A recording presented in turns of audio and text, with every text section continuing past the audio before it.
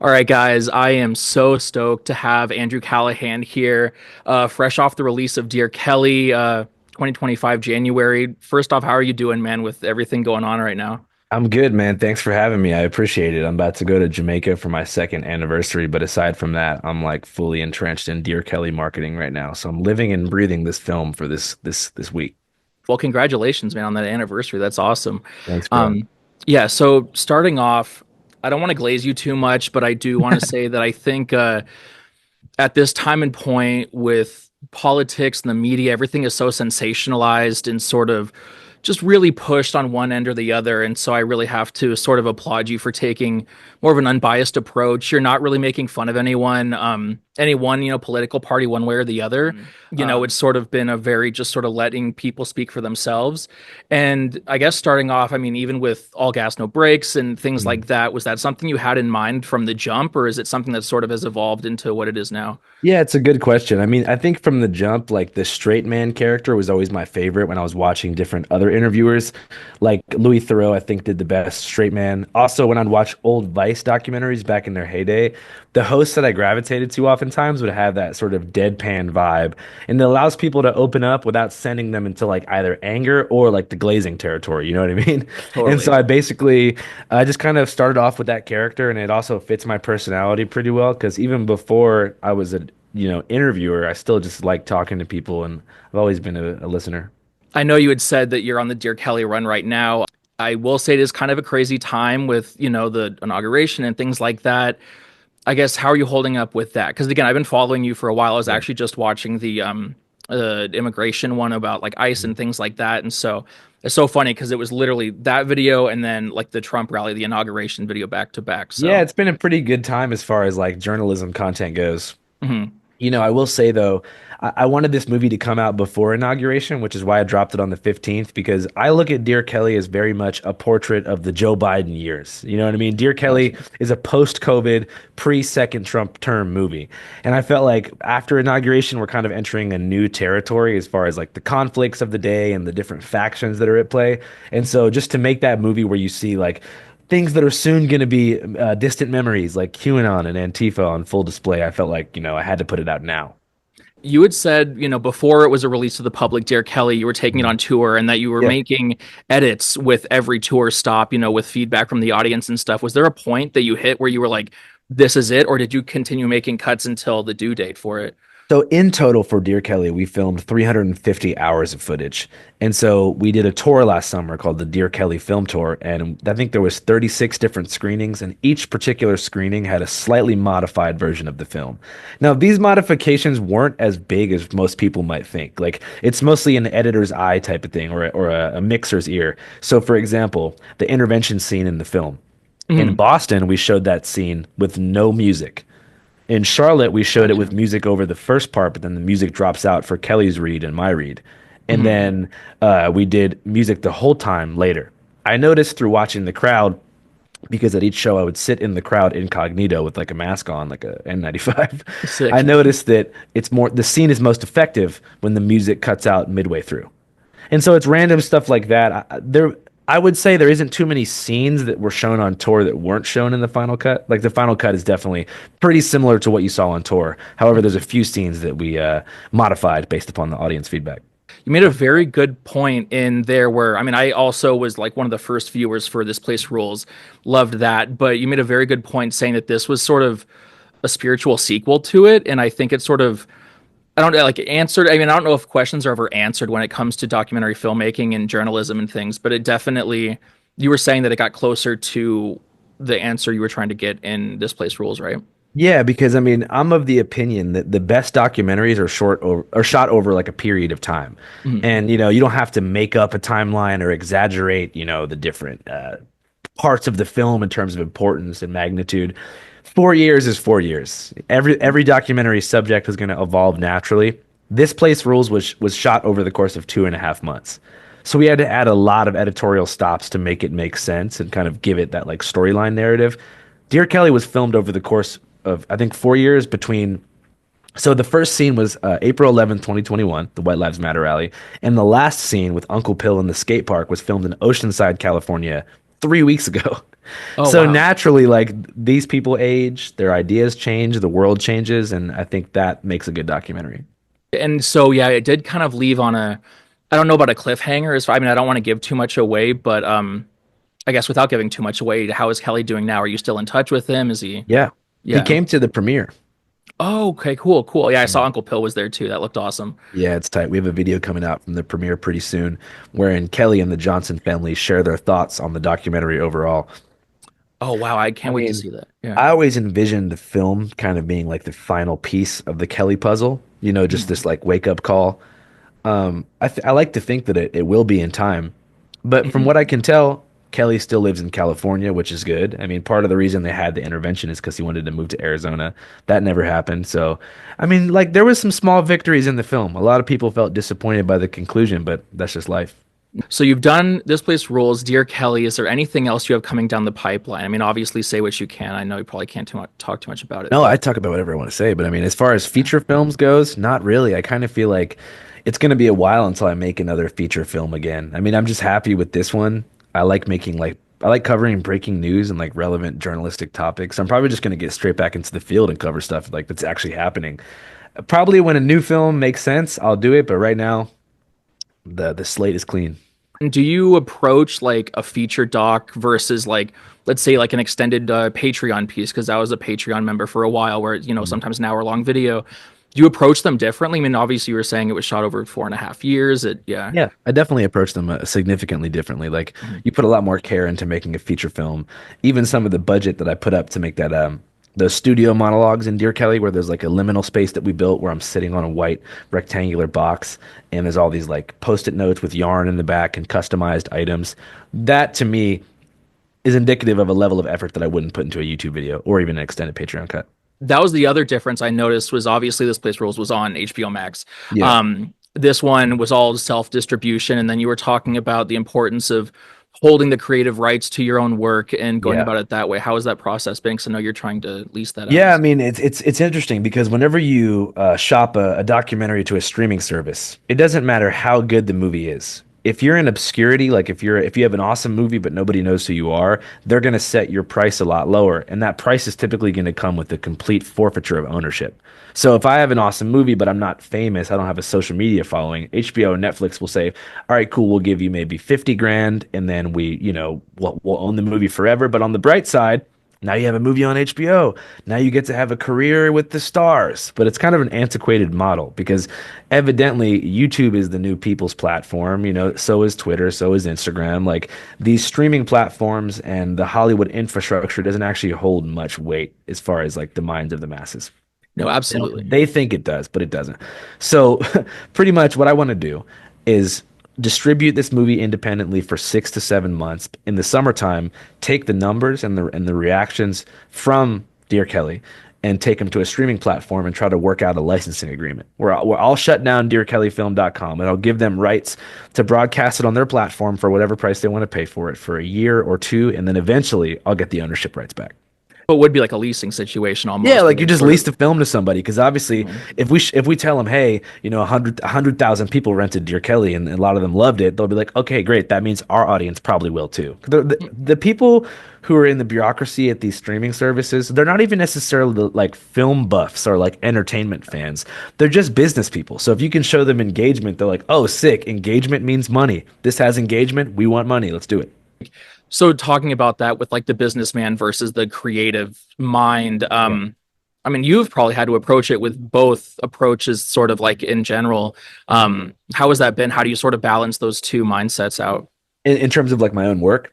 Yeah, yeah, yeah. As far as like the business approach of it, of you guys are very, very boots on the ground, self-starting for a spy kind of deal, but you're also the creators. So, Well, the cool thing that I noticed is that if you are independent, people don't really frown on you for marketing pretty heavily. Like if I do a video that's for free online and it's independently funded, I can say at the end, like, hey, if you guys want to support us, go to Patreon. I can say that for 5 minutes because people know that I actually am independent. mm, Whenever you do a deal with a major distributor, you kind of take away that license to be able to market without being seen as a sellout. mm. Because like imagine if I'm already on Netflix and then I'm like, hey, by the way, guys, go to Patreon. People are gonna be like, this guy's an asshole. Yeah. So No, yeah, yeah. it's better to be independent because you're allowed to actually advocate for yourself without being seen as a corporate sellout. Absolutely. And I think that that's like a huge plus with you guys and just Channel 5 in general is that it is very there's no tie-ins. And I mean even tying back to like the just craziness of the media right now, there's always, these businessmen are these huge, sort of people that are putting money into a media outlet that they want, this outlet to skew a certain way or the other. You guys are so like just here's what's happening. You know what I mean? And it's like Yeah.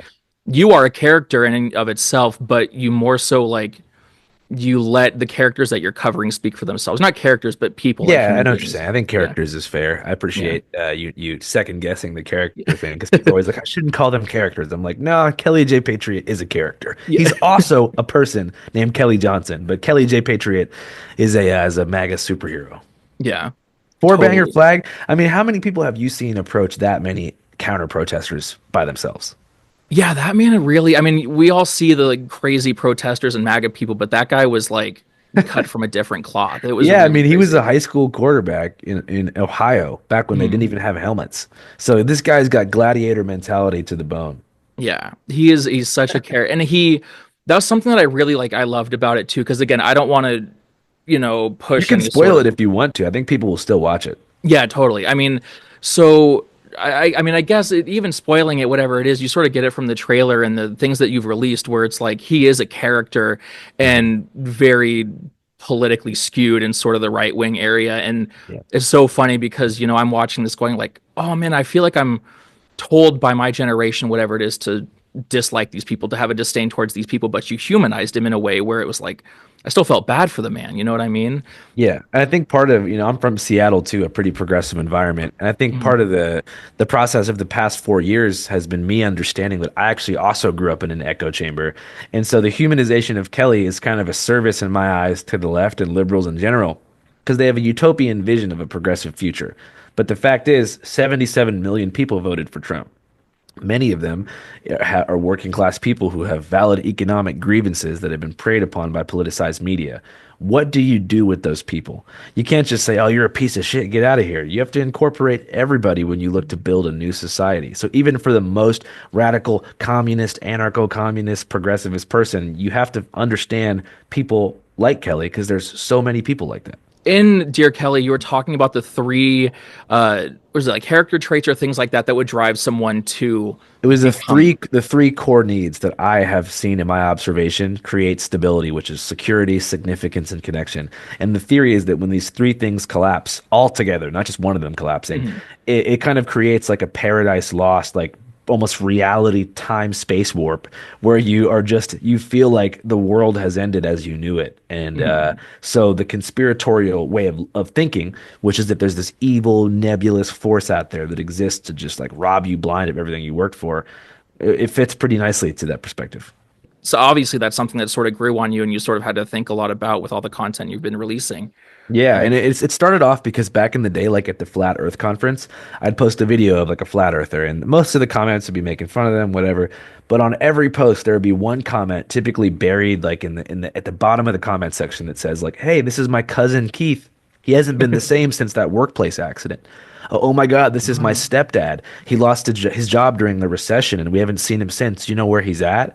Like way before people jump down the conspiracy rabbit hole, everything else goes wrong first.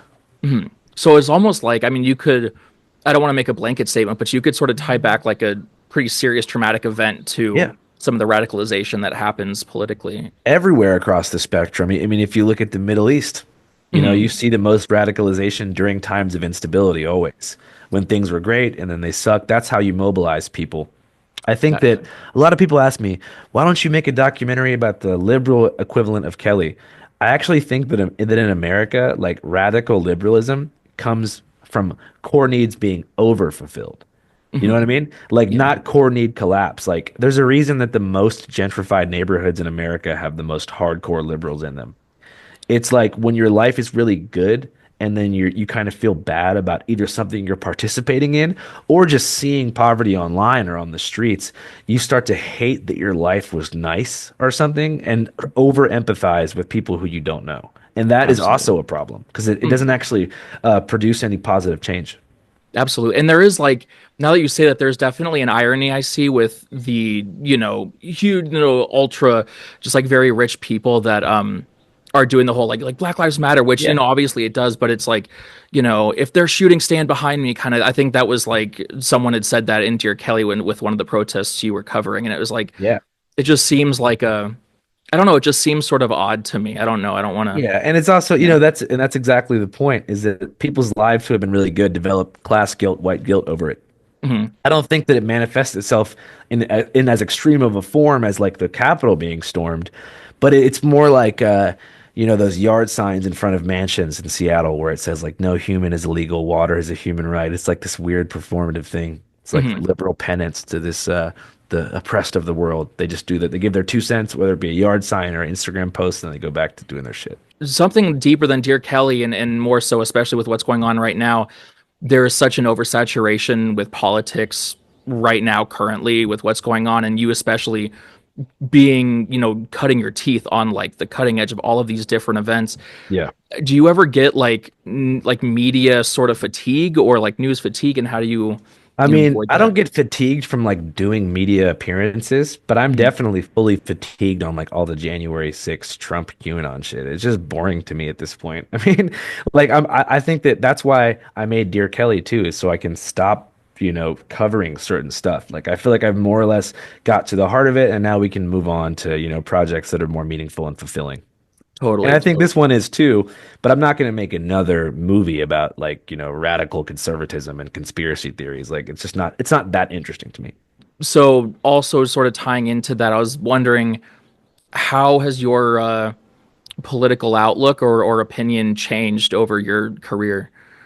I don't know. I feel like I've always kind of been more progressive leaning. Like I'm definitely left leaning.